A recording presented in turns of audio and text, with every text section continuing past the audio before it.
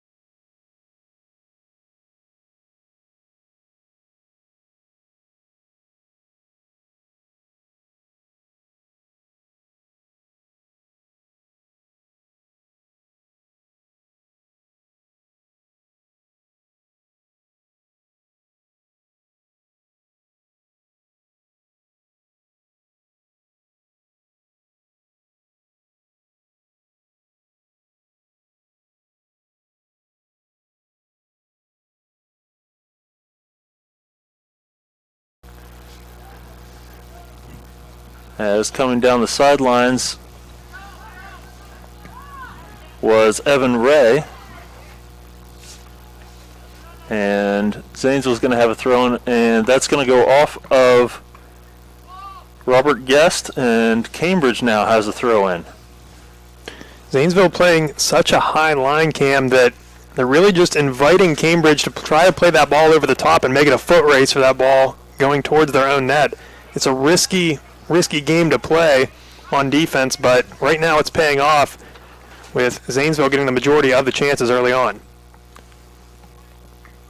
As we're going to see another throw in here from Zanesville.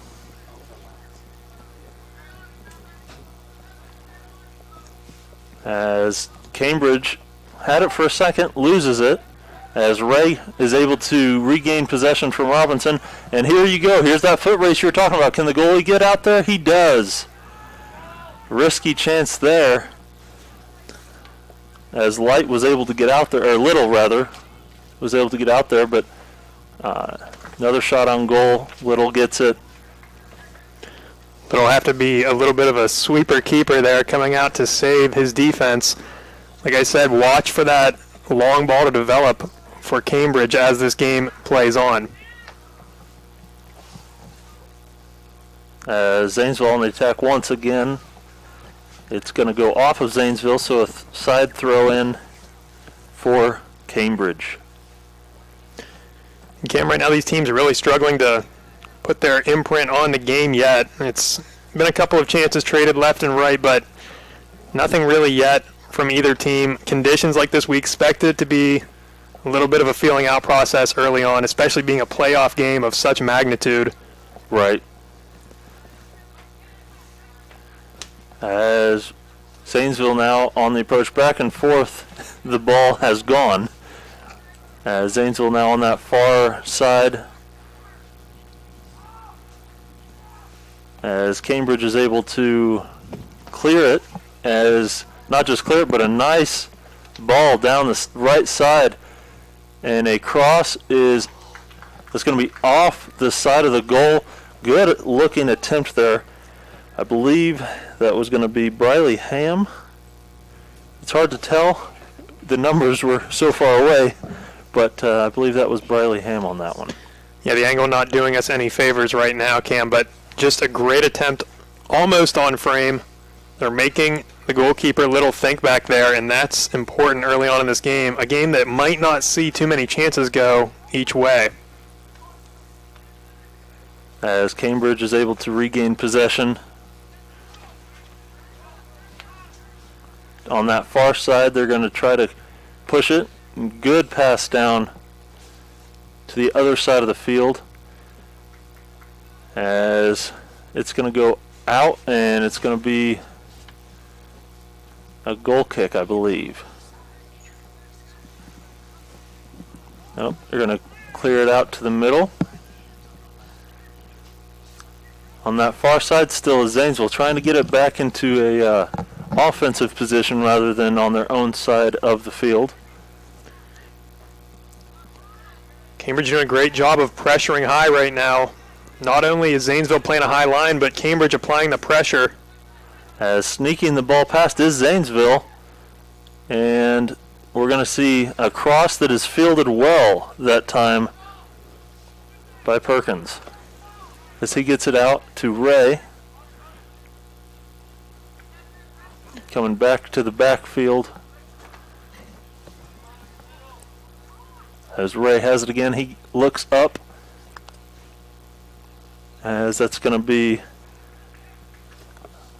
Philippes, I believe is how they told us that's pronounced. Yeah, Philippes doing a great job up there. The number 10 playing a true number 10 role for this Cambridge team. They get a nice attempt on net, but Little's there to make the save. And right now, it's looking really good for Cambridge. They're taking what Zanesville is giving to them and really just sending the ball forward. Those long balls are what they're going to have to live off of in this game, and they're going to have to try to play mistake-free soccer in their own end. And I feel like it's just a matter of time based on how many shots on goal that we've seen from these Bobcats. As Cambridge pushes the ball, and just a little too far on the advance, as Little is able to come up and get it. So he throws it to that far side. And good defense there by the Bobcats. That was Philippes, as clearing it for the Blue Devils, and getting nearly a shot on goal that time was Briley Ham. Yeah, Ham's just a few inches away from that ball, almost being able to hit it with the outside of his foot. If he's able to connect with that, you never know. He might be able to go far side with that, tuck it right past Little. As down in that far corner, I was unable to see what happened there. And they called a quick little push foul. Okay. And now Cambridge cutting out that attempt. Zanesville is going to take over. As Zanesville pushes it now down that far side. Change of possession once again as the Bobcats take over. And taking it right back are the Blue Devils.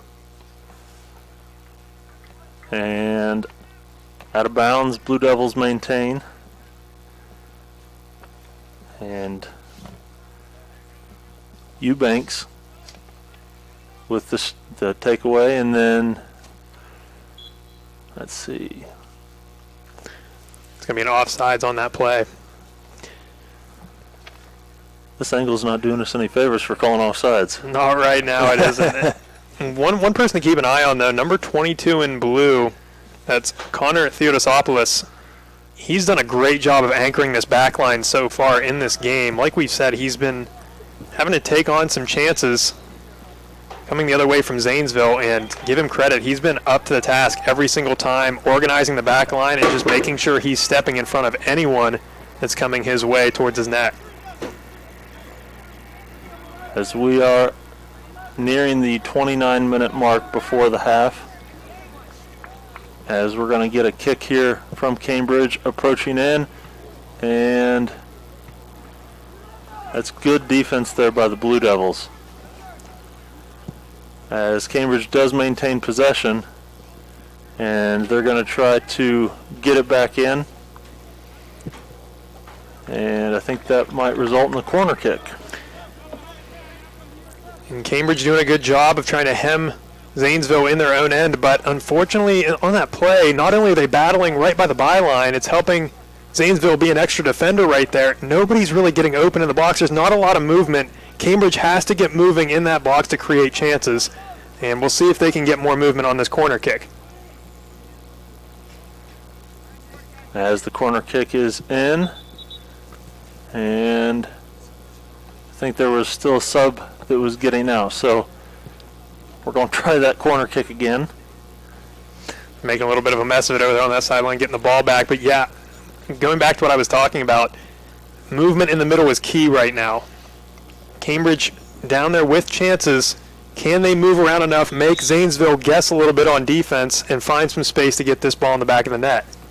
As the corner is kicked way over the goal. Not a bad kick in, but nobody there that could capitalize on it. No, the delivery was there, Cam. It was close. The pass made it to the receiver, but unfortunately they're unable to get that ball below the crossbar. That thing was going to the moon on that shot. As we have another whistle.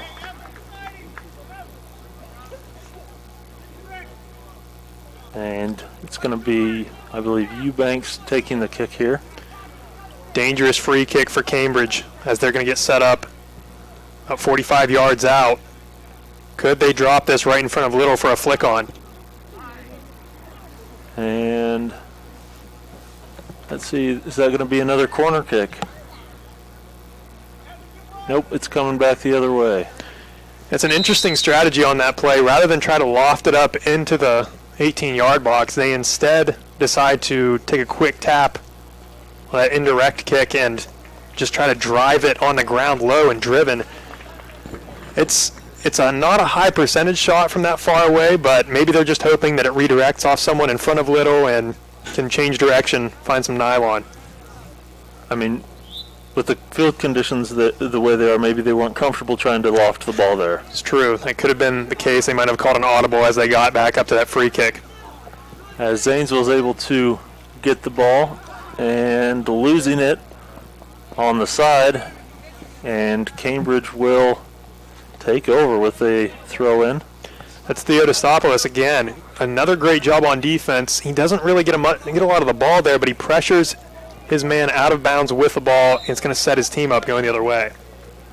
As Cambridge loses it on the sideline as well. So header was unable to be corralled that time. As coming back to the keeper that time is the ball. Once again, Perkins sticks his boot through that, and he's going to set up his offense on the break here. On that left side now, trying to push the issue. Good defense there by the Blue Devils as they're able to clear it.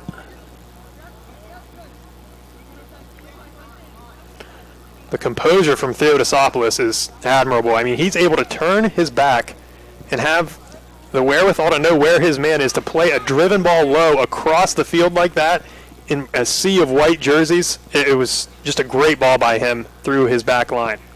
As near goal that time as the approach was made. I believe that was number 10, Lucas Watson, on the attempt. Yeah, it's not perfectly struck by Watson. I think it honestly maybe threw Perkins for a loop because it was such a change-up.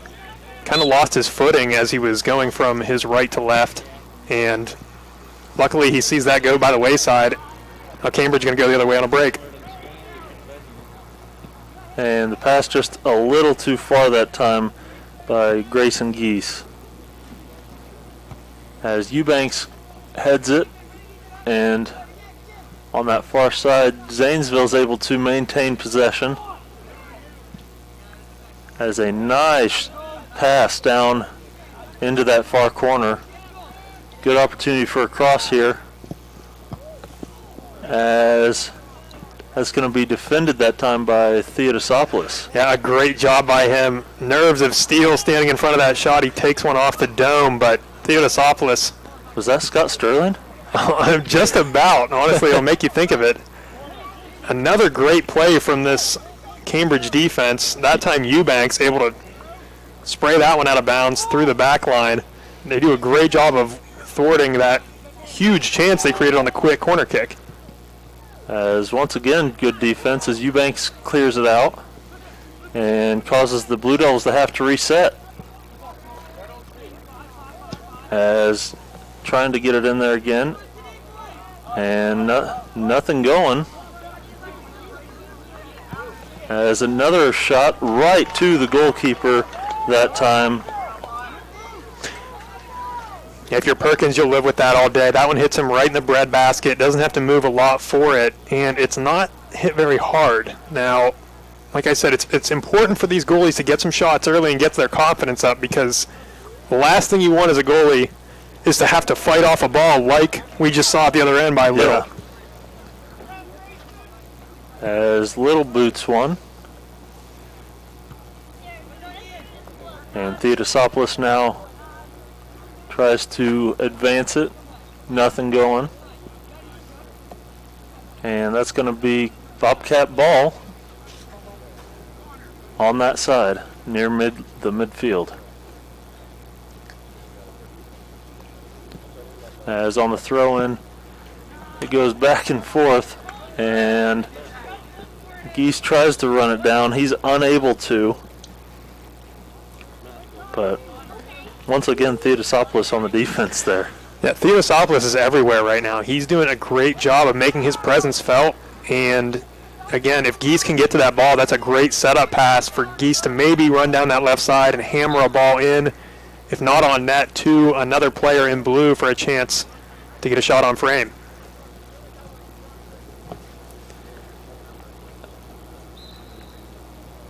As we're going to have a throw in on that far corner by the Blue Devils. As they're trying to advance it, but unable to get there before it goes out is Robinson. Or excuse me, Needles. Riley Needles on that one. Yeah, Needles just runs out of runway there. He's tracking down that ball, running as fast as he possibly can, but unfortunately sometimes that sideline just comes up too quick on you. As Steeler Silvas has the throw in this time, and advancing it, and just a little too far outside the stretch of Eric Reed. The combination plays with the sideline is what's letting down Cambridge right now. They're setting themselves up with decent chances, but unfortunately it's that last pass to get them into the final third that's failing every single time. They have to get something going with those outside mids if they want to set themselves up with a good chance. As Perkins with another boot down to the other side of the field. He is really driving the ball far. As Cambridge tries to advance, but good defense there by Zanesville. Zanesville now on the attack. That time thwarted by Drew Yannico. That's a great step by Yannico to understand where that ball is going to go to. He identifies it perfectly, steps into it, and sends the ball about 20 feet the other direction. As Yannico now on the throw-in. As Cambridge looked like off the side of Yannico's foot that time, so Zanesville will get the ball. A little bit of a commentator's curse there, as I was just praising him for having a great identification of where that ball is going to go. He sprays that one off the side of his boot. As now we're going to see a throw in here from Zanesville. And another throw in as the Bobcats knocked it back out. Coming down into that corner now. Good opportunity for a cross. And Perkins made that one look easy. Yeah, Cammy makes it look easy because, again, Zanesville drives down that left side with a head of steam, but no one in the middle to really capitalize off that chance. Those offensive chances look really good on paper, but when you look and see what actually happens, it's not really all that much of a chance. They've got to get somebody in the middle. Same really with both teams right now. The middle of the field is left open in that final third. They have to get people there and get traffic in the middle if they want to find some shots on net. Well, and a shot from the side, you don't give yourself near the amount of real estate to work with when you're trying a shot on goal. Oh, exactly. Like we were talking about, Perkins will live with far shots and those bad angle shots all day long if that's what Zanesville is going to elect to go with. As we've seen the Bobcats now back and forth with the Blue Devils. Your score still knotted up at 0-0. As a little bit of a, is that a handball? It's going to be Bobcat ball. Eubanks likes to take it quick. They look for the big bounce, but again, they're going quick on the free kicks tonight. They're not wasting any time trying to catch Zanesville off guard. As now they had someone in the middle that time on the crosser, but nothing going. But clearing the ball is Zanesville. As really the defense for both teams in the middle has been pretty solid. As that one goes behind the net. Yeah, it was a twisting effort there. Not much you can get out of that. Great job by Zanesville's defense. And again, we see Cambridge with really good pressure. They're trying to hem Zanesville in and just jump on every clearing attempt possible. Right now, neither team able to really sustain a lot of pressure for an extended time in the other team's end. They're just doing a great job of trading back and forth, not resulting in any real threatening scoring chances. As Little once again has a stop. Big bounce on that one. But I mean, like you said, it's been back and forth as we see, well, what I thought was going to be an advance by Cambridge, but once again back and forth. And really good defense played by both teams up until this point. Yeah, you're right. They're just doing a great job. They're being very stout on defense, but right now Cambridge trying to change that, coming down that sideline. And just a little bit too far out in front that time on the cross. I believe that was possibly Eubanks trying to get down. Nope, Eubanks is at midfield with the ball now. As soon as he turns around, we'll get his name. As that was number 10, Andrew Philippes. Yeah, Philippes was just inches away from making this a 1-0 ball game. Little, I think, was banking on him missing it. He kind of fled his net for the second, but again, Philippes just past his outstretched leg. If he gets on the other end of that, we might be seeing a score. As we are now at the 16 minutes left in the first half. Still a 0-0 ball game. And Ken, this is the point where if you're a coach, you have to be careful in a playoff type atmosphere like this. While there's no real raucous crowd and no real packed house crowd going crazy or anything like that, we still are seeing the implications of you lose here, you're going home. Done. You're going home, and that's why as we approach the end of this first half, teams might be a little bit more cautious. We're not. While we've seen them try those big balls over the top and everything like that, they're just not. I don't think we'll necessarily see that as we come down the break, because while you can really spring people forward on offense, you leave yourself open on the back end at the same time. Right. As we saw Cambridge try to capitalize a few seconds ago, they had an offside call. As trying to capitalize again are the Bobcats, and right there is Little. As Zanesville now trying to advance the ball. Good defense there that time by Yannico. Right now, each of these teams are just sending one player forward, and they're playing a big driven ball and then sending one man forward. And because of that, neither team really seeing any success on offense right now. They're just kind of playing out this last 15 minutes as a game of kickball. As Geese tumbles to the ground. I think, well, whistle was not for that. I think he just tripped. Field conditions. Exactly. As Zanesville will have a free kick. Zanesville committing quite a bit of players forward. They do keep that back four intact. As after the header goes out, And the header that time was by Eli Edwards. It's going to be Zanesville ball once again, as we're going to have some substitutions, it looks like. Checking out is Grayson Geese and Aiden Eubanks. Going to get a quick breather.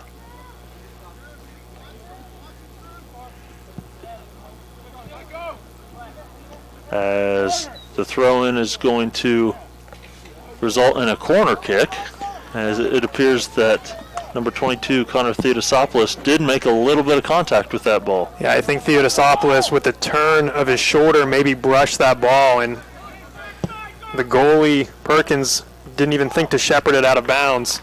He didn't even think of grabbing it. He just watches it go by the wayside, and because of that now, Zanesville did have that chance at a corner.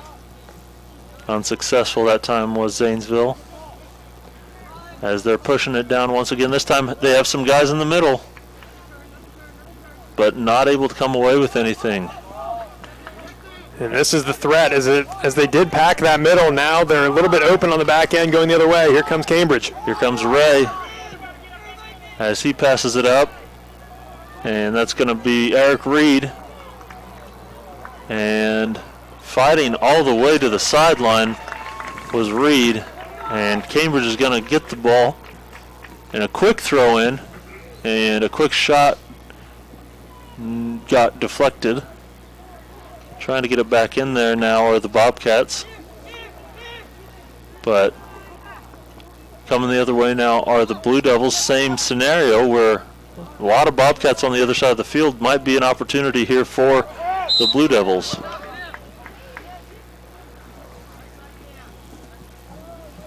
As we're going to have it was an offside on that play, and that was Hamilton, who was just a step ahead of the defense. You could see him throw a fist to the ground in frustration there. He knew that he had a chance. They did have numbers going forward as well, so Zanesville knocking on the door, just can't get anything done yet. Zanesville now with a shot wide left. And that one maybe just a bit of frustration there, because again, Cam, they're not settling for, they are settling for shots so far away. They're not really driving forward, trying to get the ball deep into the corners. They are content with taking these 35-yard bombs that are very, very low percentage. Maybe they're just banking on the condition of this pitch to not allow for anything from the goalies, but again, these are low percentage chances that these teams are settling for right now. As back and forth at the midline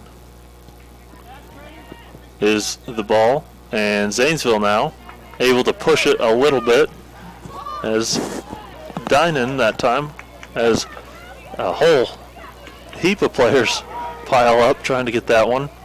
Zanesville comes out with it. Theodosopoulos now is able to clear it, as Reed now tries to advance it, and that's going to be an offsides on the Bobcats. They had their man. Reed was on the run, but unfortunately just a step ahead of the defense. That's two chances now by either team. They were offsides on really promising breaks.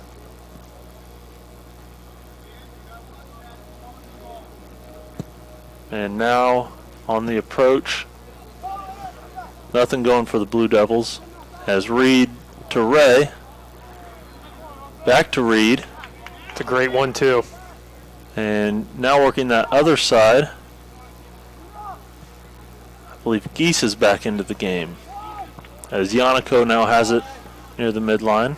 So he advances it down that far side, and Little coming out to corral that one for the Blue Devils as he tries to get it down to the other end. Yannico, though, is able to stop the advance.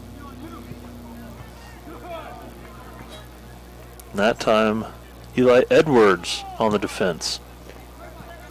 These teams are content with playing long balls throughout this first half and just banking on the defense making a mistake. But give both of these defenses credit. they've done a great job of stepping up. They're answering the bell every single time that a chance comes their way. And same with the goalies. These guys have done a great job of managing the game. They haven't seen a ton of chances, but even in those muddy conditions out there, they are pretty sure-handed and right to the ball. Zanesville now has possession. Good defense that time by Yannico.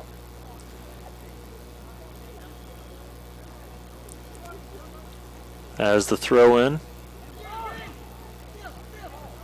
is coming down into that corner, trying to avoid a corner kick. It's gonna be out on the Blue Devils, so that's gonna be over to Perkins. Yeah, and the Cambridge defense once again doing a good job of just watching that ball go out of bounds, shielding the Blue Devils and making sure Perkins has a chance to again try to kick this past that midline to the other third of the field where they can maybe try to spring an offensive chance. And once again, we want to thank MVHC for sponsoring this game. Big thank you to them for allowing us to do a live stream of the Cambridge and Zanesville soccer game. Muskingum Valley Health Center able to give us the support needed to get out here and support our local athletes. As now a little bit of a tussle for the ball over there. There's quite a few Blue Devils over there, but Yannico is able to come away with it as they get the throw in. Earlier in the first half, I was talking about how they're really struggling to connect with the outside mids. The teams are still trying to go to the outside mids. They aren't abandoning them yet. As once again, Theodosopoulos sticks his head in there. Very Scott Sterling-esque. He's not afraid to block a shot, and you love that from a defenseman. Absolutely.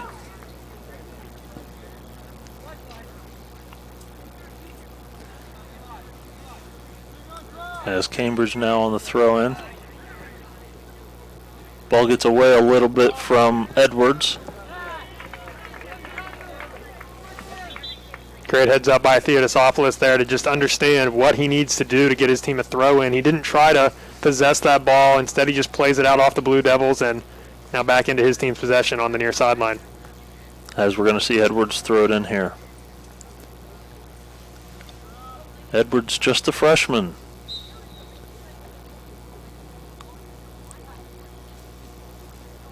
As he throws it in. And the Blue Devils are coming away with it. And that right there is going to be a handball on Yannico, I believe that was. This is going to be interesting. Where do they award this as they instead elect to take the kick quick? Now, Cam, that's huge because they could have slowed the game down there and asked for 10 yards. They are entitled to 10 yards on that kick and setting the defensive wall up 10 yards away. Instead, they just blast it into a pile.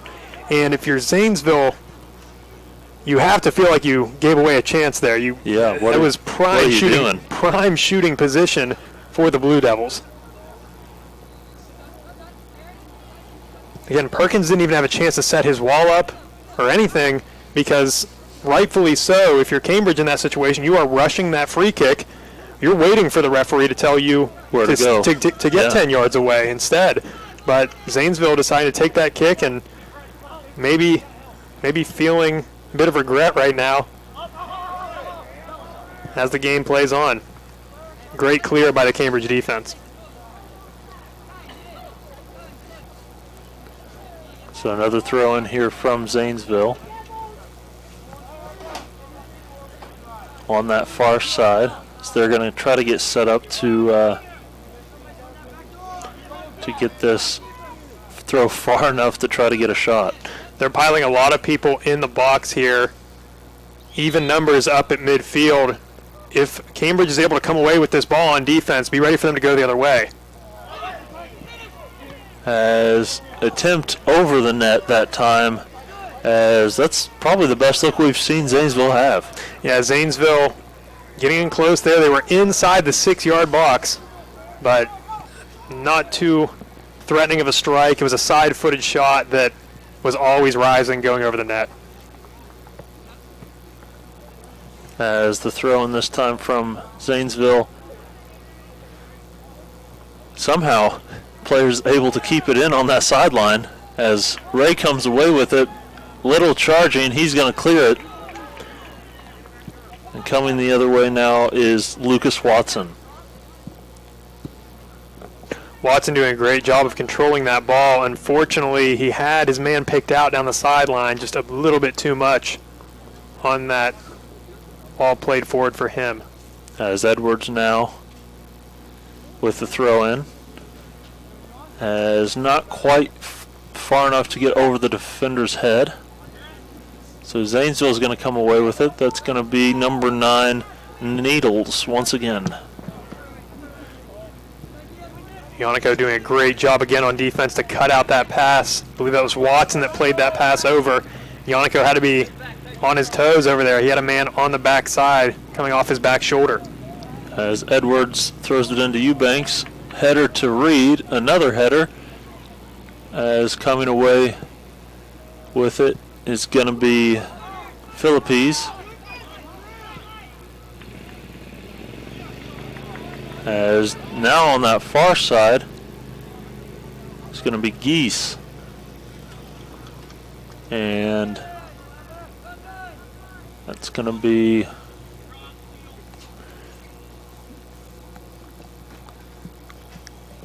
a goal kick.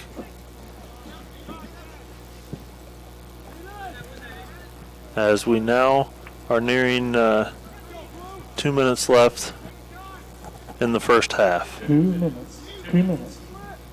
As we are just now at 2 minutes in the first half.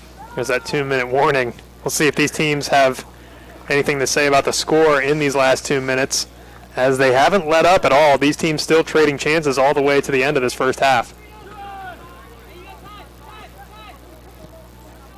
As pushing the ball is Zanesville. Yannico up there trying to clear it. I mean, back and forth. I'm glad this is a live stream, because on radio it'd be hard to say who had the ball because it's going back and forth. Oh yeah, they're trading a lot, and Cam, when it comes down to it, these teams are playing very mirrored images of each other on defense. They are just parking that defensive lineup so high and counting on chipping a ball deep. Every single rush seems to be either a high chipped ball or a low driven one that tries to work around the defensive line. As there's going to be a whistle on, it's going to be on Geese. I think it was a warning for crowding the free kick. Well, he kicked the ball away from the free kick. There you go. Yeah, that'll do it. Big chance here for Zanesville. As the free kick is coming in, and Ray able to head it. And he heads it again as he gets it out of there. And Zanesville's able to maintain possession, but good play there by Ray to make sure nothing came out of that free kick.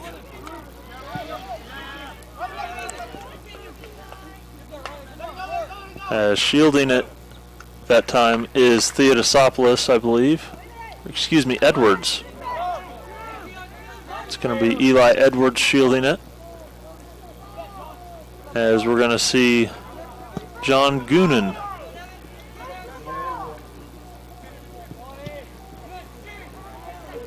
on that far side now. Back and forth once again. As we have 10 seconds left in this first half. Little's able to clear it. And this is where, if you're Cambridge, you might try to make a run. 2 seconds.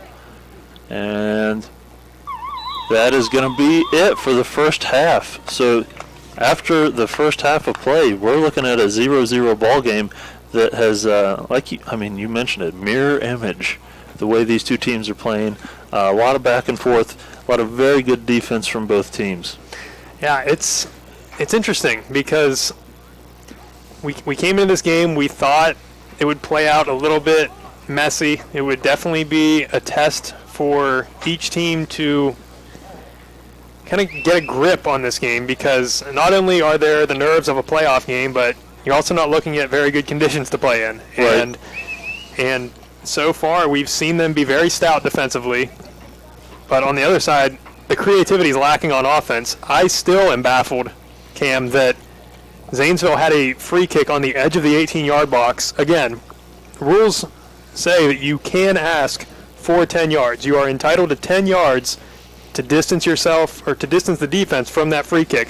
Instead, a very risky move, they decided to take that free kick quick, where in the referee's eyes you can't control that. You just let them play. It's their choice. Yeah. And because of that, they had to kick it into a completely smothered goal where just nothing could come out of that play. That's something I think they're going to be scratching their heads about on the Zanesville sideline. Yeah, I think you're right. I think that at the end of this game, we could look back at that play, and that could be a big mistake by the Blue Devils. Could be really regretful right now, or as the game continues, because like you said, it's a part of the game that could be huge. I mean, we're looking back. This isn't like a football game where you're trading left and right. Right. 40-point games. No, this is maybe one score wins this game, especially now as we get through a first half where everything's scoreless. Chances are going to come at a premium, and at the end of the day, they're going to look back on that one and I think wish they got more out of it. I think you're right. So once again, we want to thank our sponsor, MVHC, for allowing us to put on this live stream, and we're going to step away for a few minutes for this halftime, but once again, thank you, MVHC. I'm Cam Summers. With me, Andrew Price, and we'll be right back with the second half of action.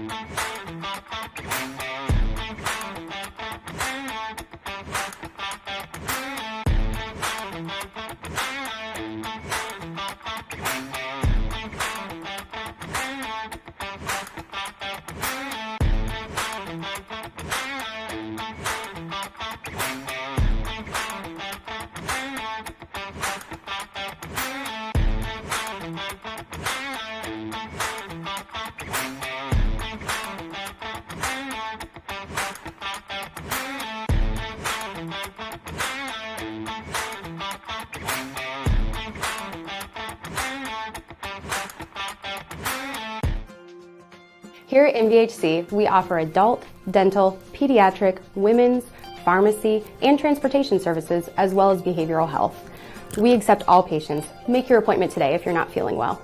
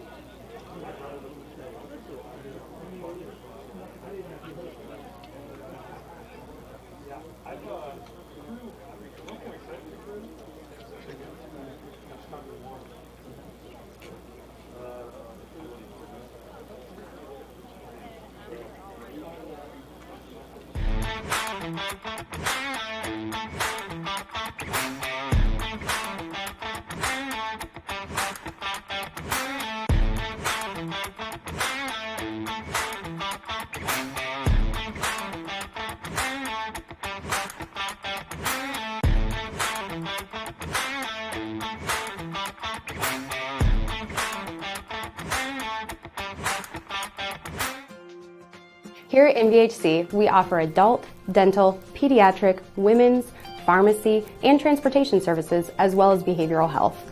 We accept all patients. Make your appointment today if you're not feeling well.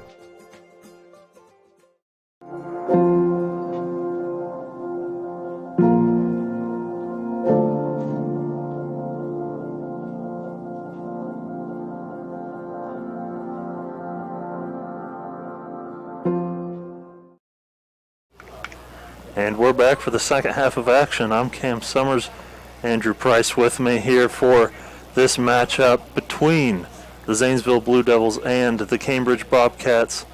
And second half is getting ready to start.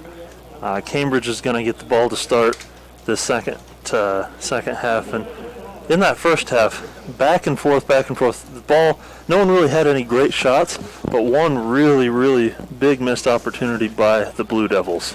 Yeah, you're right, Cam.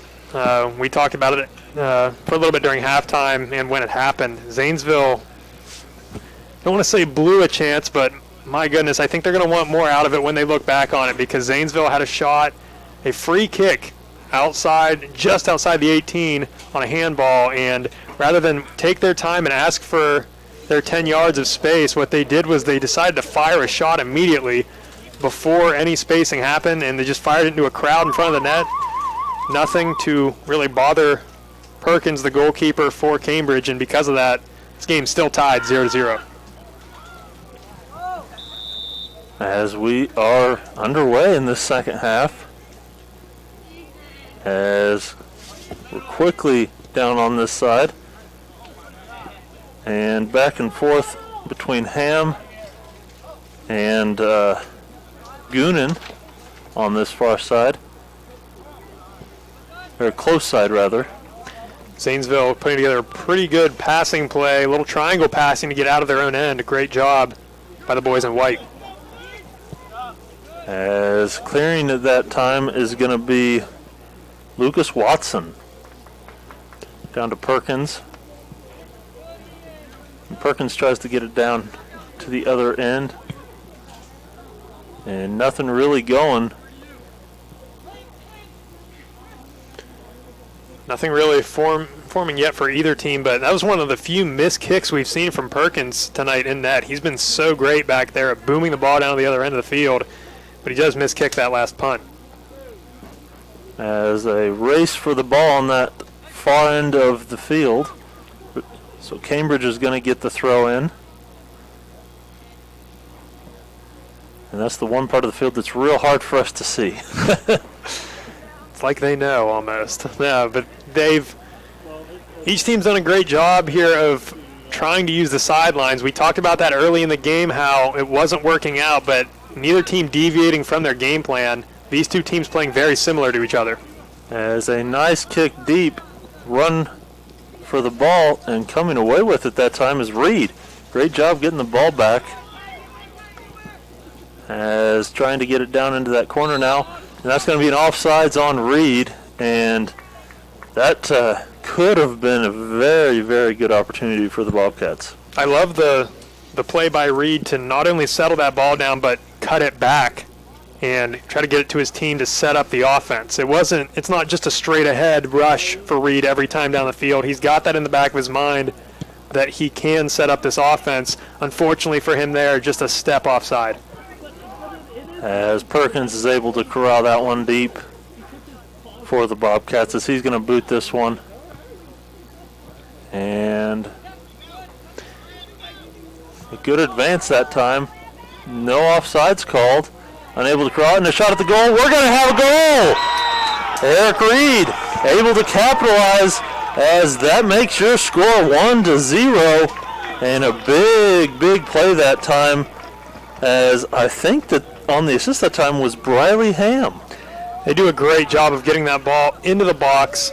The ball over the top. They finally catch a break. They get onto it, and Reed's there to put it home. Just a great job from the boys in blue to be able to cash in. We've seen plays like that throughout the night where they're just a pass away.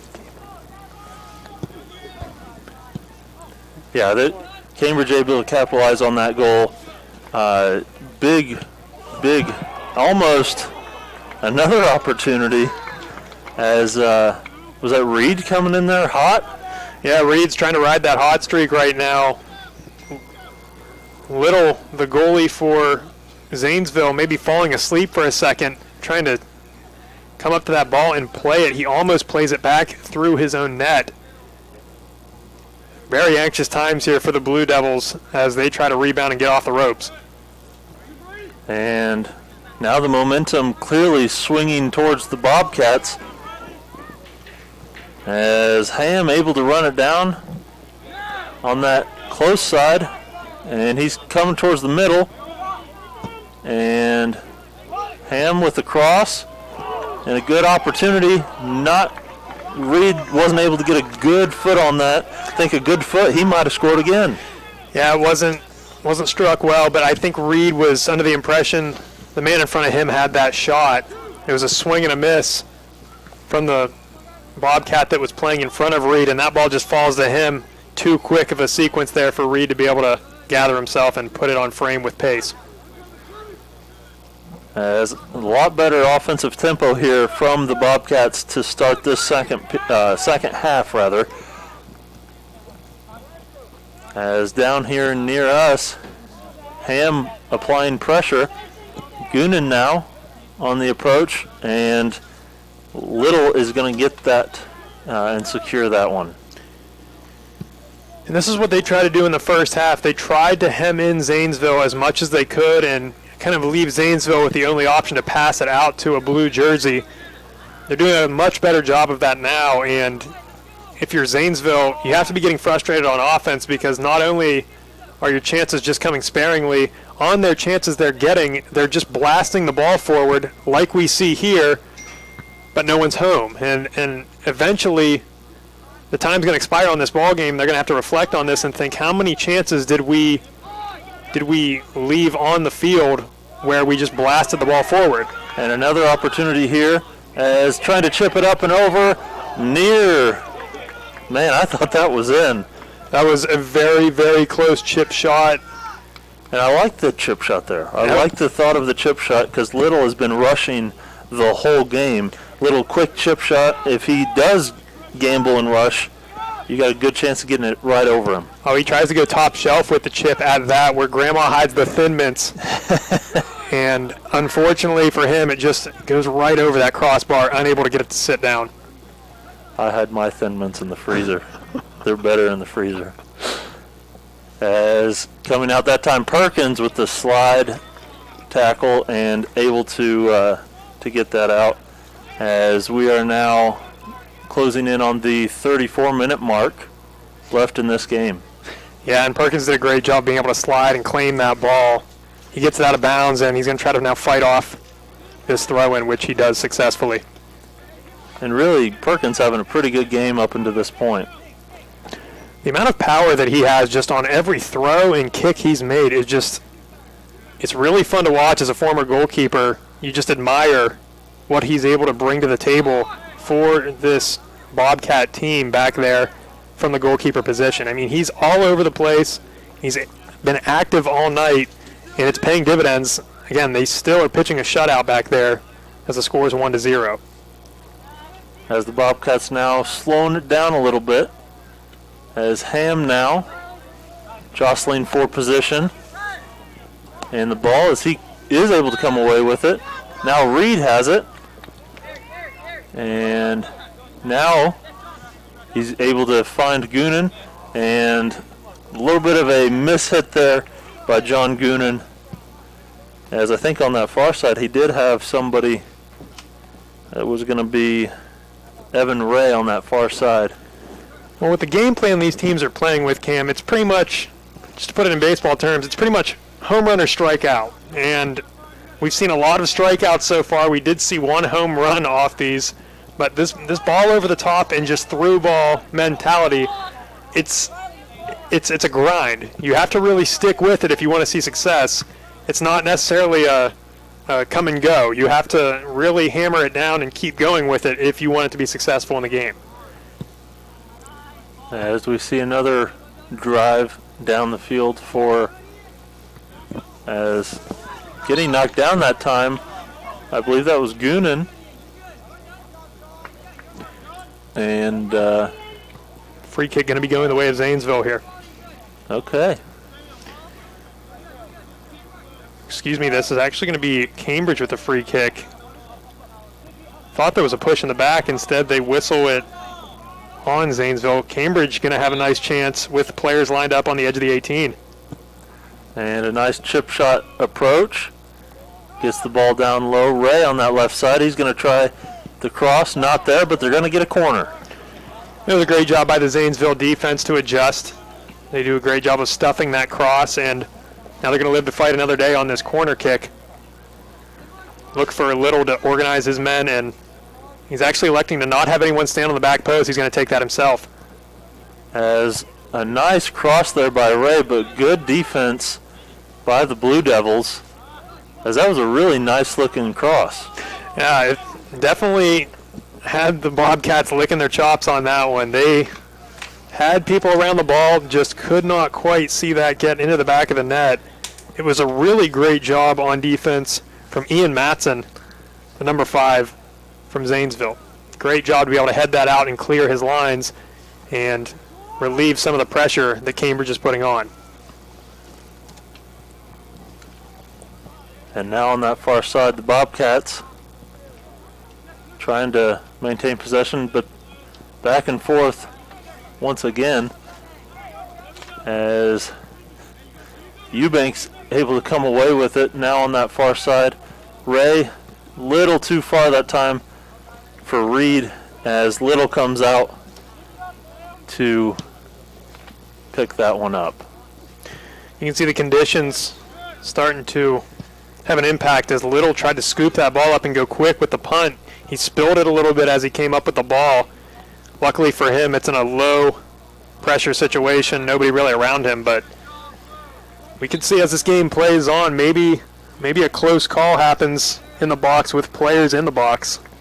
Definitely going to be something to keep an eye on. And the box down on the near side of the field is getting a little bit rough looking out there. Yeah, they're definitely starting to wear and tear on this field. The mud's starting to pile up in the 6-yard box especially, and down by that penalty dot. And so throw in here for Cambridge, Reed. And that's going to be number 20, Aaron Blackford. Both headed out on Blackford. Another throw in here for the Bobcats. As slipping again right there are the Blue Devils, and good defense there by Little, but slipping that time was Evan Dynan, and that was a near catastrophic slip. Yeah, Little did a great job of being on his toes. Does a great job of getting his body behind that save. Doesn't try to just go all arms with it. And because of that, he's able to corral it. Really good job of rebound control by both of these goalies throughout the night. They're not leaving anything, no scraps on the table for any of these scorers on either side. As throwing now Zanesville. Once again, your score 1-0. The Bobcats are leading as we are at 28 minutes and 33 seconds left in this ball game. And I know initially we had talked about what if it's a 0-0 game. If it's a 1-1 game, it will go to a shootout style to see, because normally it's just a tie. Yeah, in a normal regular season game, you'd see a tie, and these teams are going to have to settle this somehow. It is a sectional playoff game, as it's a great job there by Little again to come out and claim that ball. As the cross attempt was not really anyone in the middle that time. Once again, something we talked about earlier. No, and it's got to be getting frustrating for Zanesville for Cambridge, because Cambridge comes down, and really both teams have had this same mentality of pounding the ball forward and just running after it. That, like I said before, that's something you really have to stick with if you want to see success, because teams rarely will just fall asleep back there and let that happen. It's going to take a lot from Zanesville to really get this going. They've not had much to do on their ball over the top. We've seen it work, though. We've seen it work for Cambridge. They've cashed in off of it. Zanesville, on the other hand, hasn't gotten it figured out yet. Do they stick with this same offensive mentality, or do they switch away from it? It's going to be interesting to watch. They still have a half hour to go, though. As the Bobcats on this end of the field once again back and forth with the Blue Devils, as I didn't see what the call was on that. Did you? I think they're going to call a push, and the free kick is going to go the way of Cambridge. They're going to be able to pound this in deep if they want again. Zanesville playing a very high line. As now a kick in, free kick by the Bobcats is headed, and Reed now on that far side has a shot, and not there. Or excuse me, that was not Reed. Reed almost came in for the rebound. Edwards with the big shot attempt. Great save immediately by Little. And then, like you said, Reed trying to come in and clean up the rebound. I said rebound control earlier was good from both these goalies. It was pretty good there from Little again. He's able to keep that one close to his body. And the only way that Reed was going to be able to get to that was from an offside position. So give credit to the Zanesville defense. As nice pass down into this right corner. Not a great cross that time there by Lucas Parsons. Didn't get any air under that one. But a good entry pass that time. That was a very good setup pass. And Little we saw get down on both knees to claim that ball. He's making sure nothing goes through the wickets there for chaos. If you're a Blue Devil, great job there by Little to be sure that he gets that ball. And the way that the Bobcats defense is playing tonight, another goal might just seal their fate. You're very right. They've done a great job of locking down the Blue Devils so far. Zanesville, I think, has to get away from this mentality of just hammering the ball forward, because it's just not been fruitful for them at all tonight in any sense. They really, aside from maybe one or two chances early on in this ball game, have not had much to say on offense at all. And once again, we want to thank our sponsor, MVHC. The Muskingum Valley Health is helping us be able to put this game on for everybody at home watching the live stream. Big thank you to them, as Zanesville pushing it here, and they're going to have maybe their best opportunity of the second half, getting a little physical down there. Zanesville comes out with it, slows it down a little bit and tries an approach, and coming away with it is Perkins. Yeah, Perkins doing a great job being aggressive there. It's refreshing to see that Zanesville elects to actually pass backwards once they get into that offensive third, because, again, the ball over the top, it just seems like that mentality of you can only go forward with a ball. Sometimes the best way to go with a ball is backwards and just to keep possession and see what gets set up in front of you. Right. Zanesville tries it on that offensive chance and almost gets... It was their best offensive possession this half. That's true. They've definitely been struggling. Maybe they're starting to see a light at the end of the tunnel for this offense. As Cambridge will now have a throw in.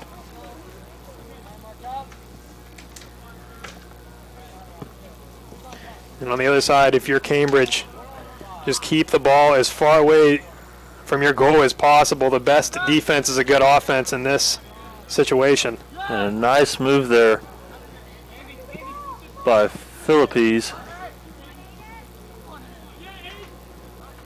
As we're going to see Eubanks now get it down deep and trying to save it there. Is that going to be a throw-in or a corner kick? Neither. It was saved. And now up at midfield, we're going to see Theodosopoulos was unable to settle it. And coming up now is Perkins. And he's going to get it and calm things down a little bit.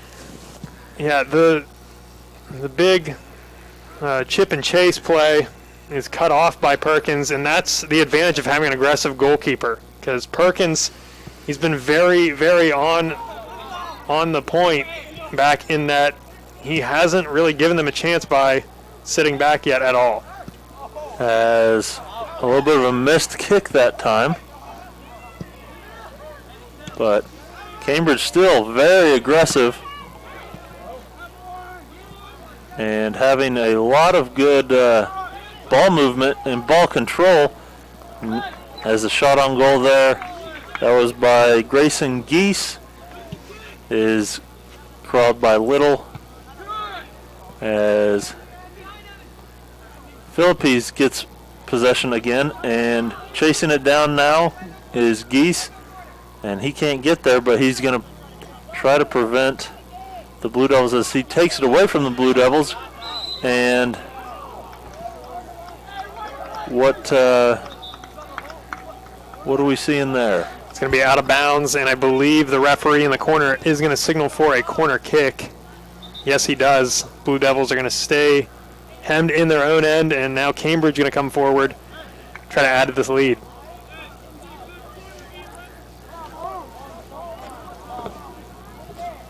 And with this corner kick, we don't have very many people. They're going to try to break away from the top, like you just saw there. They line up in a group. Ooh, nice parry over the top by the goalkeeper Little. That was very close. You'll see teams do this where right up by that half circle at the 18-yard box, they'll group up, and the breaking away makes it really hard on the defending team to locate who your man is. A lot of times on corner kicks, it's just a man-on-man situation, but when you have everybody break apart and go their separate ways, it's tough to locate. And because of that, a lot of teams try that move, and a player right now down for Zanesville. All right, so we do have a player down, and with a player down, we are going to a quick commercial break. Once again, MVHC, our sponsor, and big thanks to them. We'll be right back after this commercial break. Here at MVHC, we offer adult, dental, pediatric, women's, pharmacy, and transportation services, as well as behavioral health. We accept all patients. Make your appointment today if you're not feeling well.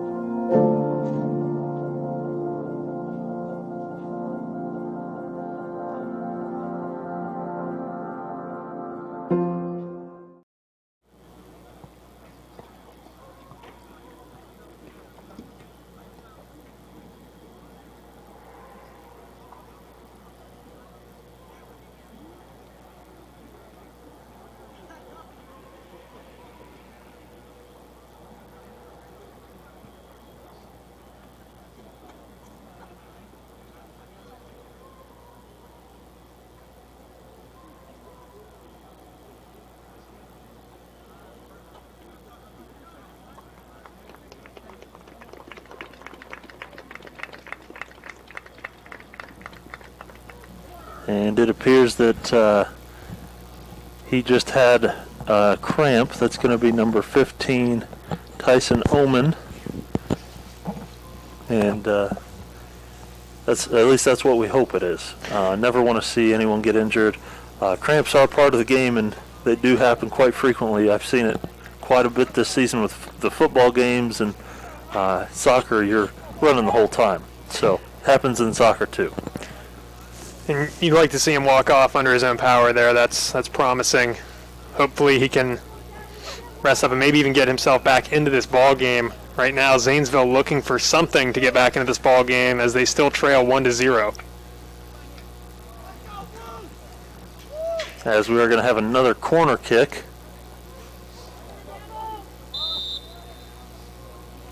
And trying the same philosophy that time, as the corner kick goes all the way to the near side, as Goonan unable to get a crosser in there. And coming the other way now quickly are the Blue Devils, but passed just a little outside the reach of Tyson Oman. But again, that's a case where the Blue Devils, instead of just hammering that ball forward, they possess. And there was potential in that rush. If not for the errant pass to the outside, maybe they stitch together a few more passes and find themselves near the 18-yard box. This is what I think this team needs to do if they want to find their way back in this ball game, because right now, as we sit with just under 20 minutes to go in this ball game, nothing going on their current offensive strategy. And good defense there by the Blue Devils, and a good rush, good shot at the goal, and we're going to have a goal. That's going to tie this one up, as that makes your score 1-1. It's a nice composed shot. They do a good job of being able to possess up to the midline, and then they play a ball through. It seemed to have tipped off a player for Cambridge, and once again, great composure on the finish. You can't ask for much more from a forward in that situation. Man, we have ourselves a whole new ball game with 19:38 left in this one. It's going to be interesting to see what these coaches' approaches are, because there is the one hand where you could maybe just try to gas out and keep trying to chase after this ball through the air, or do you maybe play a little bit more conservative and just hope that your defense can hold up until you maybe get to an extra time and penalty situation? As the Bobcats trying to push it down the field again. As this time is going to be Needles pushing it to Watson. And I believe that was Watson on the goal. Like I said, just a great job by Watson to be able to not only get behind the defense, but also compose himself and not be too afraid of that moment where, I mean, maybe their season could depend on him with that finish. Right. It's a lot to go through your mind in a quick second like that, but again, just a great job of him being able to stay composed, put the ball in the back of the net. Now, like you said, it kind of changes the landscape of this ball game where Cambridge can't just ride out a 1-0 lead. As Philippines is tackled, nice tackle there by number 7, Evan Dynan. As I thought Philippines was going to have a good shot there. Yeah, they do a great job on defense of stepping in, cutting that ball out, and now the Zanesville back line setting up their offense for a rush. As a little surprised we don't see a whistle there on Eubanks, but play on, and that's going to be out on the Blue Devils, Bobcats, with a throw-in. Yeah, things getting a little bit chippy out there now, a little more physical, as the back line of Zanesville continues to just hammer this ball down, and Perkins is going to claim that with ease.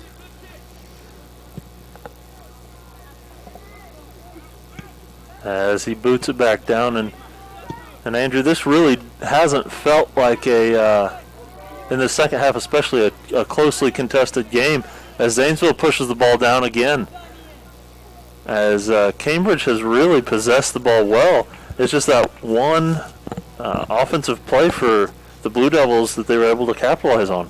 That's all it takes is one, right? I mean, like you said, Cambridge had been so dominant throughout this second half and through a large portion of this ball game. As we get a stoppage, I think a card about to be handed out by the head referee.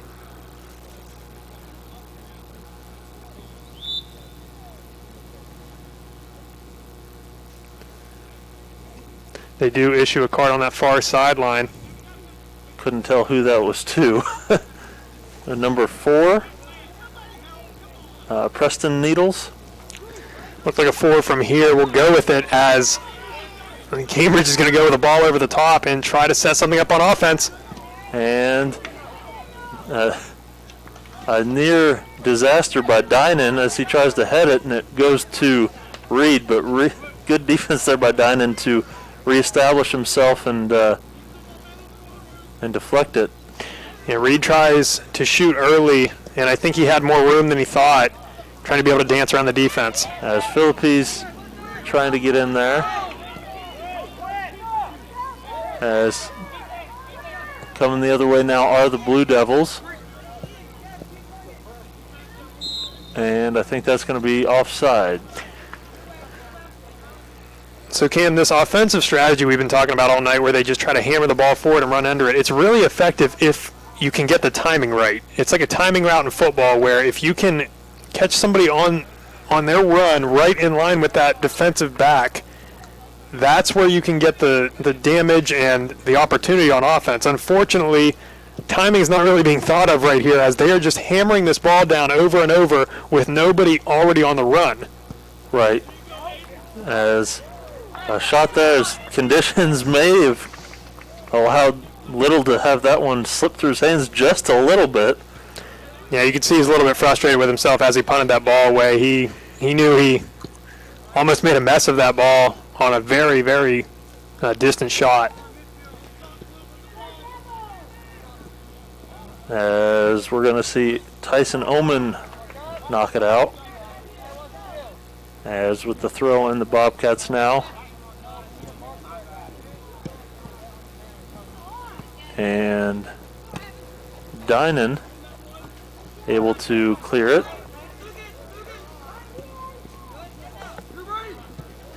And now Eubanks coming back the other way as he advances that just a little bit too far that time, as he was trying to connect with Philippes, and just Eubanks a little too far out in front that time. Yeah, for Zanesville, they're just playing a little bit too direct. They're going a lot, trying to get really north-south throughout this last stretch they've had, instead of maybe a little more east-west action spreading out Cambridge, and Cambridge doing a good job of just staying where they are defensively and not giving them anything free on defense. And we are now nearing the 14-minute mark in this game. 1-1 your score. I'm Cam Summers. Andrew Price with me doing the game. And now Meadowbrook. My gosh, I've been doing too many Meadowbrook football games. Cambridge pushing the ball down. As Cambridge now with the crosser. And good stop there by Little. I like what Little did there. He knew the situation. He knew that while he could have just let it go for a goal kick, he felt more confident in the punt and in with the ball in his hands, so he sells out a little bit there to go get that ball, even though it would have stayed in possession of his team. As Zanesville now has possession, pushing it the other way. As a long shot once again by the Blue Devils, and Perkins didn't even really have to defend that one, wide right. Now, if you're going to take a shot from there, even if you're going to sacrifice some pace on the shot, you need to make sure it gets on frame, because unfortunately for a scorer there, if it's not on frame, very, very, very few chances there that it's going to be redirected on net. Again, it's just a case of these teams tonight have settled for some very low percentage shots and a very grinding type of strategy. It could be conditions, but also these teams just seem content with going towards the well, even if it seems to have run dry at times. As Cambridge trying to clear the Zanesville approach that time. As we're going to get a throw in for Cambridge on that very far end. There is Zanesville throwing in. The Zanesville throw, you can see they're definitely piling in that box, trying to batten down the hatches if you're Cambridge right now. As a nice throw in, and they're going to get another chance. This feels like it's going to be a drag race to the finish here. It could be an X-goal win scenario. And another throw in as they keep clearing it out. They're content with just clearing the ball and trusting in their defense. And that time it gets through. Cambridge is going to come away with it, and they're going to push the other end. And a good push, but nothing going on that far side. Coming back the other way now, the Blue Devils, as they are fighting for position. And a little dribbler shot, nothing there, and that one's cleared. As Reed trying to jostle for position now. As I believe that's Needles taking it across. And Cambridge coming away with it now. As once again trying to kick it deep. And nearly benefiting from that one, as Reed was almost able to beat Little to the ball that time. Yeah, Little doing a great job of trying to go out and gamble on that 50-50 ball. His defender was beat. He was the only one that could have gotten to it to make a difference, and he meets the forward there. As they collide, the ball goes the other way. As a nice kick there by Perkins, gets it down to Reed. As Reed has it down in that corner and across there, a little bit behind his teammate Philippes. As Cambridge will have a throw in here, but I like the aggressiveness and a great kick there by Perkins. Was a really good aggressive kick by Perkins, and again, these teams still trying to figure each other out even as we tick down past 10 minutes to go in this ball game. Still at a stalemate at one apiece. And like you said, maybe a game where Cambridge feels like they should be on top. They've dominated a lot of this game, spent a lot of time in the final third of Zanesville. Yeah, and time of possession with the ball, I think, definitely favors Cambridge heavily. But ultimately, the points is what matters. Exactly. The scoreboard is all that matters in this one. As we're going to see Dynan bringing it the other way. As he's going to try to push it up. And nice save there by Perkins. As Preston Needles had a shot there that was very, very close to breaking this tie. That was a nylon seeker. My goodness, that was bottom right for the goalie. I have no idea how Perkins is able to react in time to make that save. That was such a low, hard-driven ball. Great job. Great job by Zanesville on offense. They made a diagonal run all the way across the field to get that shot open. And credit to Perkins, he keeps this a tie ball game. As Zanesville still has an opportunity, getting dirty again is Perkins as he has to dive to save another, able to control this one. Yeah, that shot about 20 yards out. It's a great job by Perkins to be able to read that through traffic because that was going through a couple bodies on the way towards Perkins' net. As Zanesville now pushing again and clearing it is Cambridge, and good defense there by Zanesville. As if he doesn't tackle the ball there, could be another goal. Very true, very true. As Cambridge now, a little chip shot, and getting in there is Reed, who he just looks completely gassed at this point. I can't really much blame him. He's done a great job really pressuring the back line of Zanesville throughout this game. At some point, the man has to get tired. But with his senior leadership, got to keep him out on the field for a tournament game. As we're nearing 7 minutes left in this game, 1-1, your score. As Zanesville pushing the envelope a little bit. And another shot just rolls in slowly that time to Perkins. They failed on the 1-2 at the 18-yard box, and after that they kind of just played one in, hoping for something. Maybe a mishandle by Perkins, but again, credit Perkins, sure-handed there in net. As we're going to see a Cambridge throw in from that far side.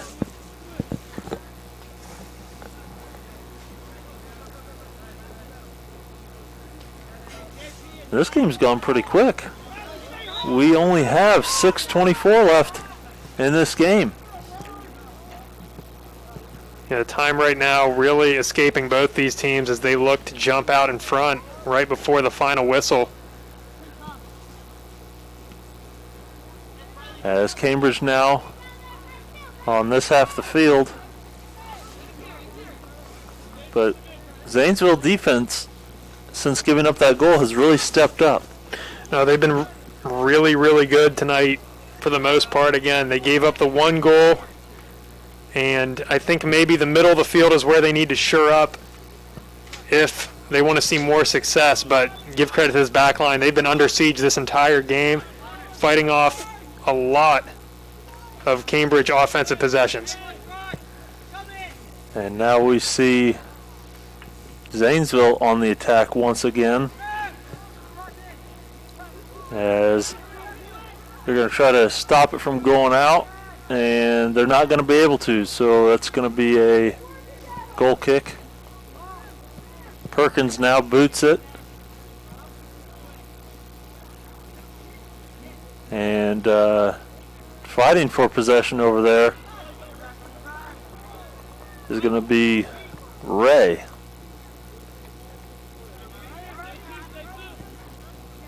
As I believe that's Eubanks clears it up ahead and trying to get there. Not quite enough as Ray. He's not quite fast enough on that one, but good effort there. As Ham now coming down, and he's gonna get it back to the middle, and what appeared to be gonna be a great shot attempt. Goonan slips. You're right there. I think that's just also a case of Cambridge hesitating to get men inside the box. They had a hole. You could have driven a Mack truck through the hole in that Zanesville defense. There's a nice approach here again, and the cross is not there. And trying to come over now is Ham. As Ham has it in the corner. He clears it, and the crosser, as Goonan has a missed kick. Yeah, I think Goonan rushes that a bit. He doesn't have to one-time it towards the middle of the 18-yard box. He had more time than he thought. As Dinan coming now, and that's going to be a free kick. And a card issued. And a yellow card. I believe that's going to be Eubanks getting the card that time. That's a pair of cards now handed out by the head referee. Again, 3:37 to go in this ball game. It's 1-1. Free kick on their own half, just near midfield. This could be a huge chance for Zanesville to get something set up. Maybe cash in on this long ball they've been trying throughout the game. Perkins is going to stay retreated back to his goal line and let his team have their way with it as they await the free kick. As a nice kick down, Perkins is able to corral it though.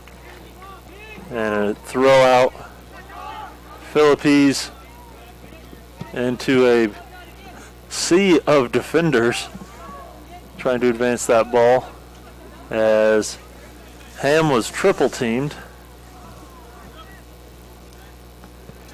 And Cambridge is going to have a throw in here. Neither defense really wanting to give any slack at all. No, they're not giving an inch right now. They're doing a great job of being very stout. They're cleaning up any mess that's left by the midfielders. And you just have to tip your cap to them for the performance they put on tonight on both teams. And Zanesville, Dinan, and he falls down. I like the no call there by the official. Yeah, well, there was no call, but again, he falls down. There's a handful of jersey. That's definitely a close call. I don't think the defender in pursuit is the one that brought him down, though. I think that was a good call. I'm with you, Cam. As Cambridge now has the ball. So we're nearing the 2-minute mark. And a nice loft down here is Ray trying to corral it. Or excuse me, that is Parsons. Lucas Parsons trying to corral it. Ray now has the ball. If you're Cambridge, this is a huge part in this game. They have space and time with the ball, but again, they just try to go a little bit too fast and rush that header. Because of that, now Zanesville's going to get to clear their lines. As Cambridge now tries to boot it deep again. Trying the same method they've been trying all game to no avail. As Zanesville now tries to push it the other way. As we're under 1:30 left in this game. The missed kick by Zanesville is going to give Cambridge a last gasp in this game. Can they finish it off and top off the ball game? Instead, they turn it over on the throw-in, and this could be impactful. And here comes Zanesville. Big shot. Oh, good save by Perkins as we're under a minute. as they're trying to rush guys in there, and they're going to blow for a free kick, a shove inside the box, and that's going to let Cambridge clear their lines. And that is very fortunate for Cambridge there. Yeah, it was a little bit of chaos there in the box as we come up on just 30 seconds to go in the ball game.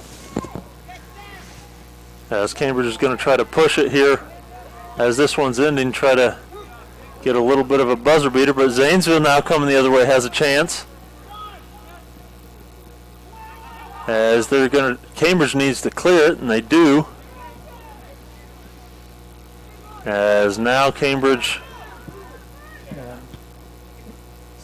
it looks as though time is going to expire on regulation, and we have ourselves a tie game at the end of regulation, Andrew. It's going to be interesting to see how this one pans out. Again, a game where it seems like Cambridge has it in their grasp throughout the majority, but give credit to Zanesville. They were resilient throughout this ball game and really stepped up when they needed to. Yeah, so, I mean, that's going to be the end of regulation, but not your final. And so we're going to have just a few minutes here before we go to a shootout. It's going to be interesting to see what happens here. Will they be able to decide this game in the typical the typical extra time here? They're going to have about a quarter of an hour of extra time. So these teams still going to hash it out. We'll see if they change their game plan at all, because like we saw throughout the majority of that regulation that we watched, they've been just content with hammering that ball down, chasing after it, almost like dogs, just chasing after a frisbee every time you throw it. And again, I think they really need to figure out their timing on these plays if they want to see them have success, because the timing plays, they'll work. Unfortunately, when you're playing the ball from that far away, it's so hard to time an offensive run to really have an impact that these teams just can't get it figured out yet. You said it. Once again, big thanks to MVHC. We're going to take a quick break, and we'll be back with a little bonus soccer. Here at MVHC, we offer adult, dental, pediatric, women's, pharmacy, and transportation services, as well as behavioral health. We accept all patients. Make your appointment today if you're not feeling well.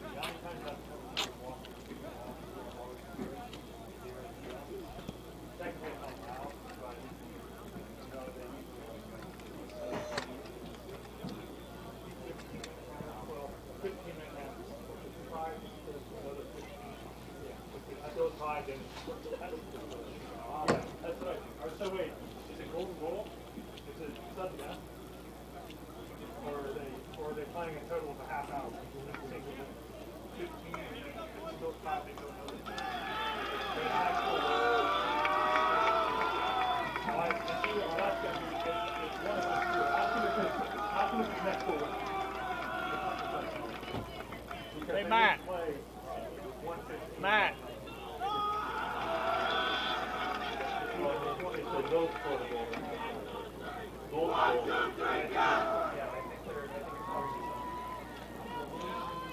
Is it next goal wins? Even if... Here at MVHC, we offer adult, dental, pediatric, women's, pharmacy, and transportation services, as well as behavioral health. We accept all patients. Make your appointment today if you're not feeling well.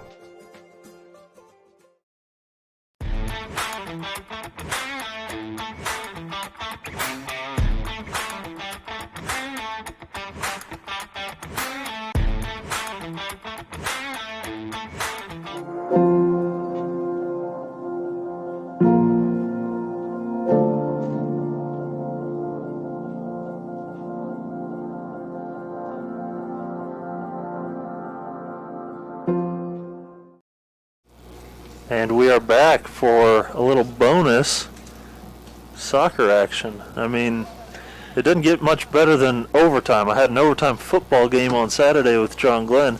A little overtime soccer tonight. And, I mean, that's what playoffs are all about. Good games. Oh, yeah, this has been a great game. Like we said, a game that feels like it's been dominated by Cambridge for the most part. They jumped out to a 1-0 lead. But give Zanesville credit. These Blue Devils rush right back, find the evening up goal, and again, now they're going to start with the ball to start this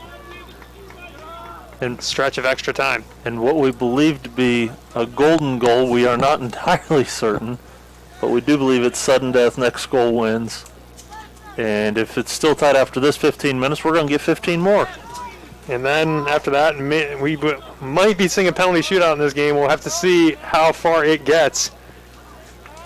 Again, these teams would love to see this end early in this overtime period and see themselves victorious. See themselves victorious, get some rest, and then prepare for Riverview, whoever wins this game. As a crosser there. So Philippines now has it up top. And kick in there by, I believe that was Ham, corralled by Little. As Eubanks' header over to Ray, and you can tell Cambridge is really wanting to kind of put the pedal to the metal and get that goal and get this going. Yeah, get in, get out is the message the coach must have sent for overtime, because they are on their horse chasing after this ball and trying to get an offensive chance. As that one's going to go out on Cambridge, so it's going to be a goal kick here for the Blue Devils.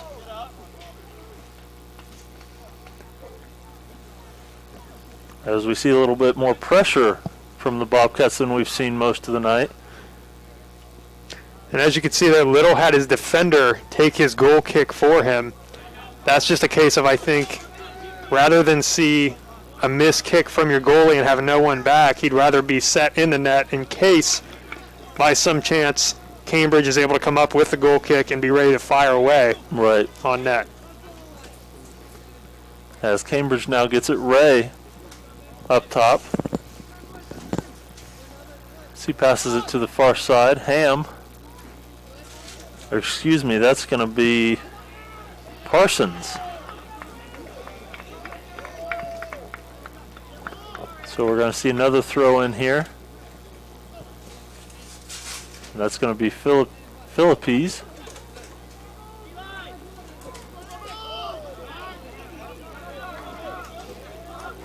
As Dynan falls down. And an opportunity here for Cambridge is cleared out. That time by Needles. It's a great heads-up play by Needles, because maybe a little bit of hitting the panic button for a second if you're the Blue Devils. Needles doing a great job of playing that out to safety and, again, letting his team live to fight another day. And that's going to be a goal kick, as that one's going to go out on Philippines. And Zanesville not kicking it deep that time, electing to go short. Now they're taking the space that's given to them. Right now, Cambridge allowing them to possess pretty far up the field. As a good advanced shot down into that left corner. As Tyson Oman has it. And he brings it back out. Like we said earlier, sometimes forward's not the best way. As Cambridge is there and Eubanks clears it.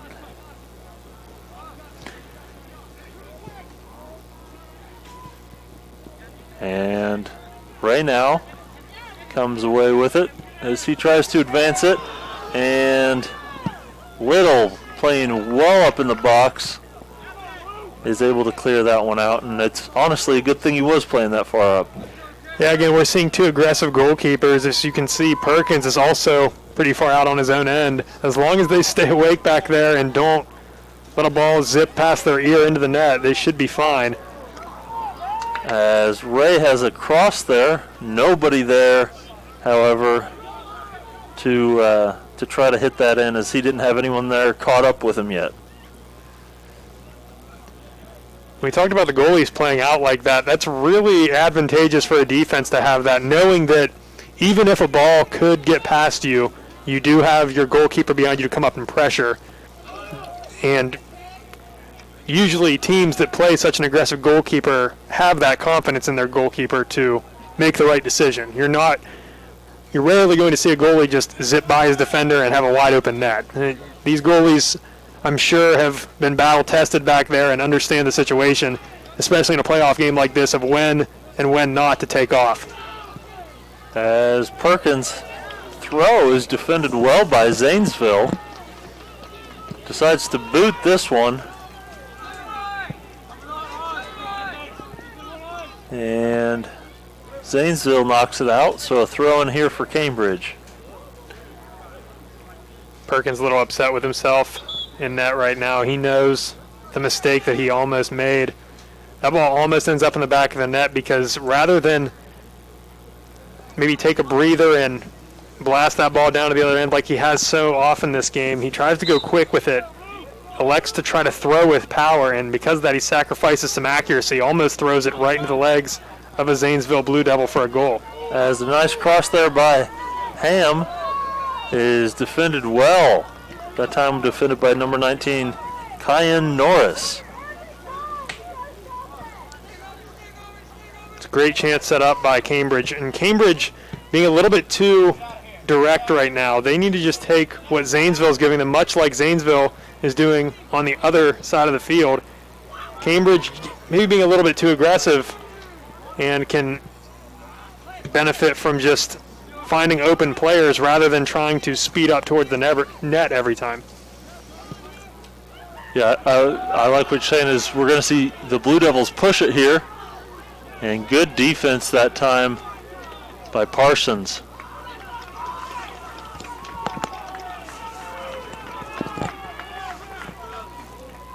As trying to advance it now on the throw-in, as coming away with it is the Blue Devils, and that's going to result in a goal kick.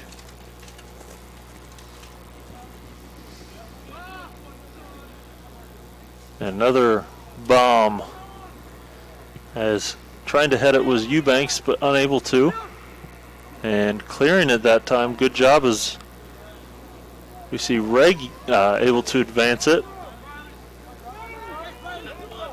As Ham now trying to get in there. And a shot on goal, not a ton of power, and another long shot that time. That one by Parsons. You could see Little take a glance back at his own net to see if it would have been on frame. And again, a good thing he got there just to make sure before anything dangerous happens. As another good stop there by Perkins as he slides over and he is able to stop another attempt. As looks like we're going to have a free kick here for the Bobcats.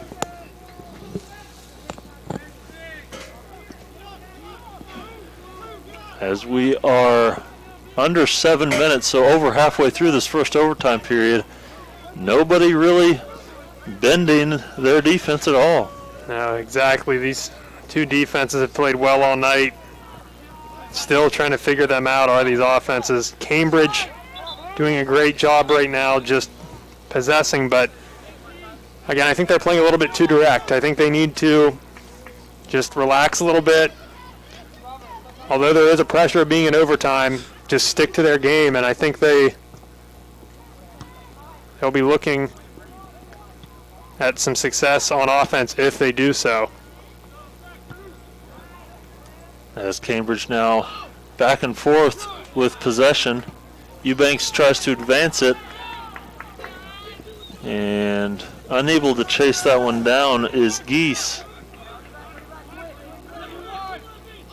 As Eric Reed almost comes away with a steal, but that time there's a steal, and Reed now saves it from going out. And no, they're going to say out. It was out of play on that far side. Right there on that play, although it was out of bounds, I'd like to see a little bit more urgency from Cambridge. They did have a close crossing chance. As now a nice shot on goal, stopped once again by Little.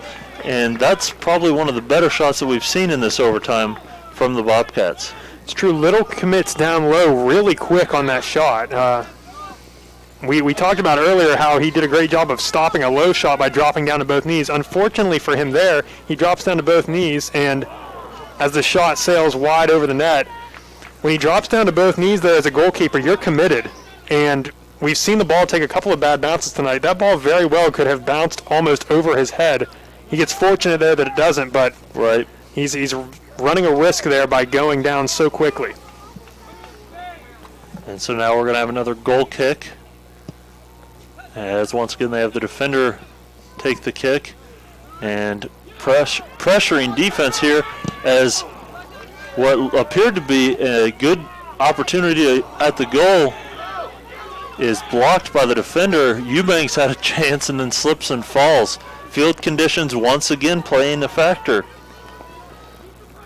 Zanesville now advances the ball, and a cross is headed away. I think that was Theodosopoulos on that one. As we're going to see Zanesville try to get it in down there. And good stop there by Perkins as he bobbles it a little bit. But man, great stop there by Perkins. Perkins, I think, is maybe having a couple heart palpitations there as he saw that ball slip through his grasp for a brief second. He's able to get another hand on it. Good job by him to recalculate and get that ball again, but a distant shot that he's able to deal with. And that wears on you as a goalkeeper, knowing that sometimes the ball is able to get out of your grasp. That's going to be something to keep an eye on as they continue to try to pepper both these goalies for both teams. As we are now nearing the 3-minute mark in this first overtime period, as Cambridge regains possession. Philippes on that far side. Gets it to Eubanks. And good defense there by the Blue Devils. As it's going to be a trip and a free kick for the Bobcats, if I'm not mistaken. Cambridge going to get a free kick here near midfield. I was just about to suggest I'm interested to see if they let Perkins, the goalie, come take this because he has so much loft on his free kick. And he does. And a nice approach kick, and good job by Little there, because I thought Reed was going to have a chance to end it. Reed comes within inches of ending this ball game. Great job by Little to be aggressive and flee his crease to come get that ball. As we're going to see a free kick now, as Brady Hannon a little too aggressive that time. And right where the one spot we can't see it, we're going to see a Zanesville throw in. Zanesville now boots it deep as Dynan now turns around, tries a shot, and Cambridge trying to jostle for position. They're going to be able to knock it off of the Zanesville player and get the throw in. So Cambridge coming back the other way as popping it up, and Ray is able to settle it, but defenders all over him as he's doing a nice job maintaining possession as Philippines gets it off the defender, and Reed now is able to get it down in this corner as he good job clearing it back up top. Philippines, and that's going to be Zanesville ball. I like that play by Reed though. Reed with a nice backheel turn to open up the field. Unfortunately, I think he maybe should have just kept that ball himself, as he had more room than he thought he did over by his this near sideline. As we see another throw in here, as we are under a minute in this overtime period, as Cambridge might try to force it, as everyone seems to be standing a little stagnant. And we're at 5 seconds, and so clearing it is Cambridge. That concludes the first overtime period, and we are going to a second overtime period. Just not enough to split these teams apart right now. There certainly were chances each way. Some anxious moments for the goalkeepers for sure, but again, they come out unscathed in that first overtime period, and after a quick breather here, they're going to get back into the action. And so as they take a breather, we're going to take a quick breather ourselves. We want to thank MVHC once again, and here's a quick word from them. Here at MVHC, we offer adult, dental, pediatric, women's, pharmacy, and transportation services, as well as behavioral health. We accept all patients. Make your appointment today if you're not feeling well.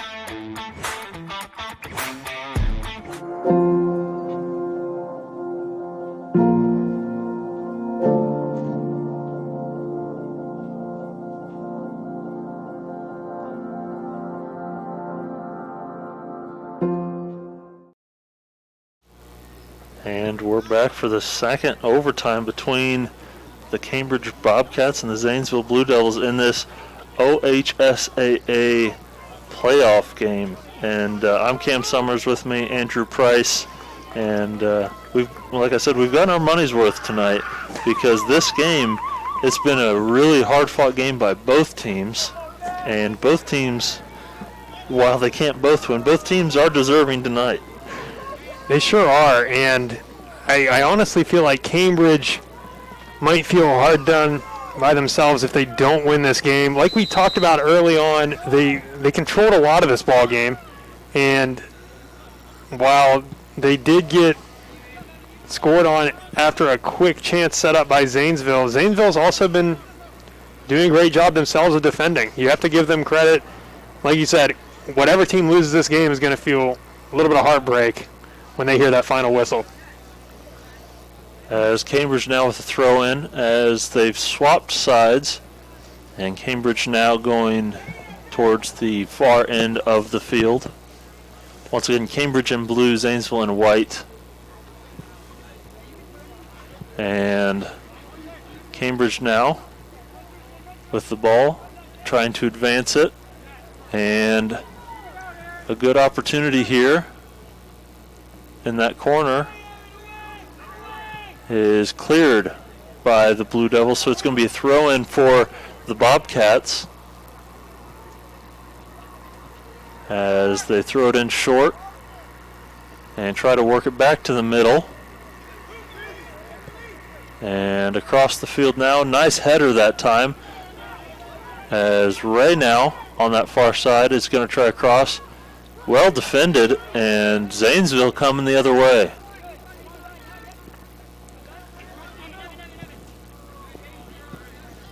As Dynan now, a little bit of a spinning pass is going to result in a throw-in for Zanesville. On the Zanesville throw, watch how many players they pile into the box as we're in this final 15 minutes of extra time.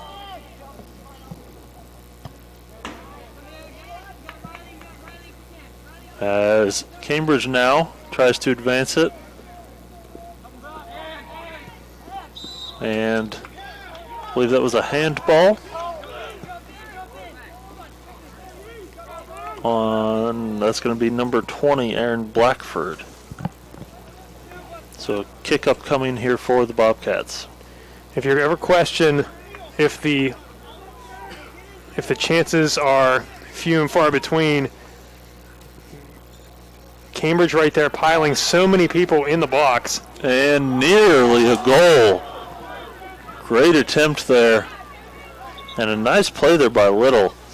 Yeah, Little almost beaten on that bad angle shot, but ball is just wide. I don't know if he got a piece of that or not. Nevertheless, it does stay out of the net, and the score does stay even at 1.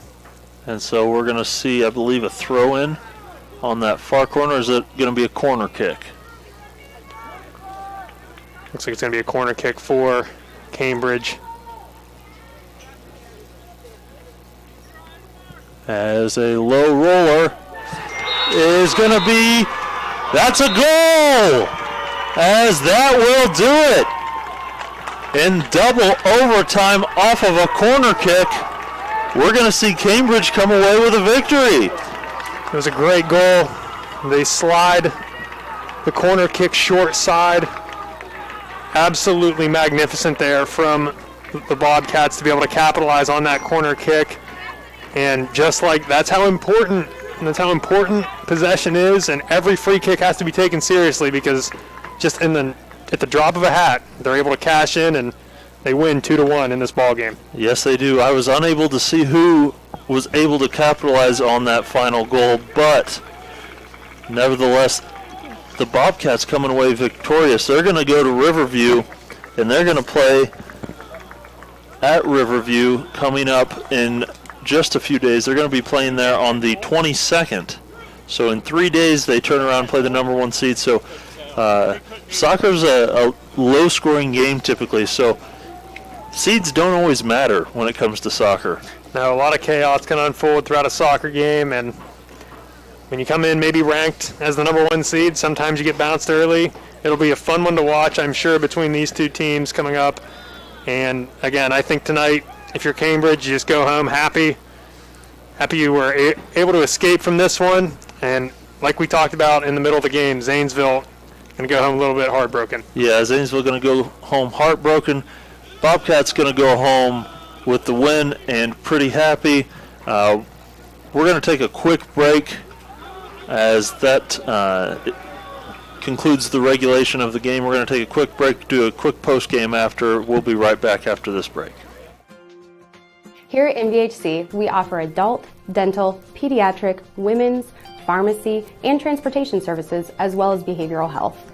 We accept all patients. Make your appointment today if you're not feeling well.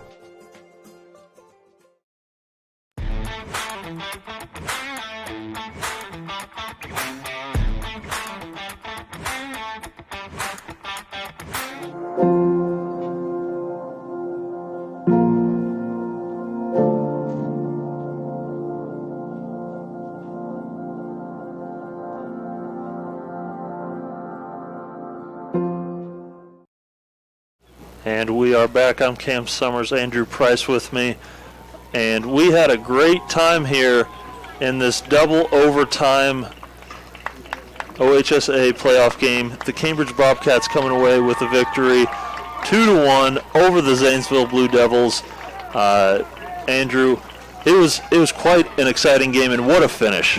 What a finish. It was a pretty crazy ride to get there. I mean, these teams battled it out for an entire regulation period. It saw Cambridge go up 1-0. They dominated the majority of that regulation time, and then Zanesville, they're able to punch back. They get that evening goal, and then in overtime, they trade chances back and forth. The goalies share a couple of spills, but at the end of the day, it's a corner kick and a low-driven kick into a crowd that ends up deflecting into the net and sending Cambridge on in the sectionals. Yeah, great job there by Cambridge. It's been a great time doing this game with you.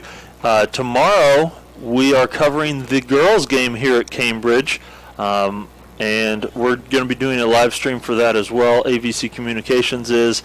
MVHC is our sponsor once again for that. So huge thank you to MVHC for sponsoring this game and tomorrow's game for the girls soccer team. Once again tonight, your score, the Cambridge Bobcats 2, the Zanesville Blue Devils 1 in double overtime. I'm Cam Summers for Andrew Price and everyone at AVC Communications. Have a great night and enjoy your week.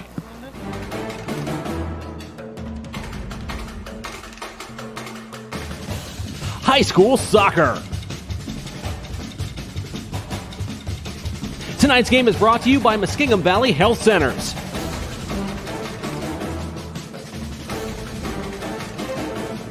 This has been a presentation of ABC Sports.